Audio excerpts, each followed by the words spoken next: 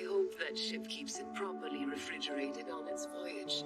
If it decays... It's plenty cold where it's headed. After 2 years on this godforsaken island, creating the thing to make sure it doesn't spoil before the big reveal. But Miss Manish, I thought you'd be glad to see the back of that damn thing, sketching the front. Well, Mr. Shea, I just wanted some final sketches of the facial assembly. Especially that amazing beak structure. Amazing? You sound like the scientists down there, so caught up in their own accomplishment, blind to the horror of this monstrosity we dreamed up. This nightmare they made real. For one man's vision, we've all gone through hell and back. But can we go back? They killed us off the sun.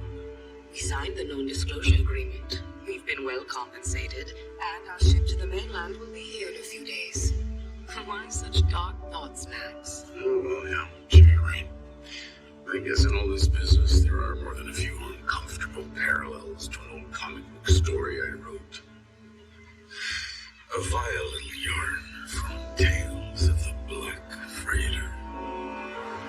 Adrift and starving, our darkest imaginings swelled up unchecked, spinning from brain to heart like black ink. Taxi! I imagined Davidstown, overrun by the freighter's tattooed fiends. My wife was almost certainly dead. I remembered her as my beautiful daughter waving goodbye from the veranda. I'd like to see this all now. Dead. Everything's going to hell. Let's imagine my exploded corpses. I mean, my dreams were kind of forged by the adventures of the Minutemen. I idolized Hollis, which defied my father's plans for me. Oh, do tell. Dad was pushing me to follow him into banking, but I preferred keeping scorecards on crime fighters over currency. Still, he kept me focused, and I made it into Harvard. I was majoring in aeronautics and zoology when he died, and he left me with a lot of money. With no one around to talk me out of it, this happened. You made your dreams real. A dream made real just becomes another messy reality, doesn't it? But yeah, when I was in the moment, I made it my own. I think we both made it our own.